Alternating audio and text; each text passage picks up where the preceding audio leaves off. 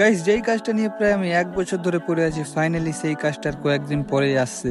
আসসালামু আলাইকুম গাইস, আমি শামিল। তো তোমরা সবাই কেমন আছো অবশ্যই একটু কমেন্টে বলবো। আর আমি তো অনেক খুশি আছি, তার কারণ হচ্ছে ভাই 1 বছর ধরে যে স্বপ্নটা আমি ধরে আছি ভাই, সেটা কিছুদিনের মধ্যেই কিন্তু পূরণ হতে চলেছে। কারণটা হচ্ছে কি ভাই, আমার ইনস্টাগ্রামে যখন 1 লাখ ফলোয়ার্স হবে তখন কিন্তু আমি ভেবেছিলাম আমার একটা নিজস্ব র্যাপ সং আপলোড করব আমার ইউটিউব চ্যানেলে। হ্যাঁ, তো তার জন্যই কিন্তু যাচ্ছি ভাই আজকে আমি স্টুডিওতে গানটা রেকর্ড করতে। আর আমার কিন্তু 1 লাখ ফলোয়ার্স অনেকদিন হয়ে গেল, এখন প্রায় আমার 1,10,000 ফলোয়ার্স আছে আমার ইনস্টাগ্রাম অ্যাকাউন্টে। গাইস, সবই তোমাদের ভালোবাসা, আর একটু ভালোবাসা আমাকে দিও। আমার কমেন্ট বক্সে আমার ইউটিউব চ্যানেলের লিঙ্ক আছে, সবাই গিয়ে একটু সাবস্ক্রাইব করে দিও, অথবা ইউটিউবে গিয়ে সামিউল অফিসিয়াল সার্চ করে আমার চ্যানেলটি আসবে, ওখান থেকে একটু সাবস্ক্রাইব করে দিও। দিয়ে কিন্তু আমি চলে এসেছিলাম স্টুডিওর কাছে। আর জয়দা যেহেতু আসেনি তার জন্য এখানে দাঁড়িয়েছিলাম। এবার আসার পরে কিন্তু আমি চলে আসি ভিতরে। আর এই মাইকটা দেখতে পাচ্ছ ভাই, এই মাইকটা লাইভে ফার্স্ট কোনো একটা গান রেকর্ড করবো আমি তো অনেক এক্সাইটেড ছিলাম। দিয়ে কিন্তু আমি এখানে বসলাম, দিয়ে কিন্তু গানটা আমি এখানে একটু প্র্যাকটিস করতে লাগলাম। তো চলো তোমাদের একটু প্র্যাকটিসটাই শোনাই, তাই না?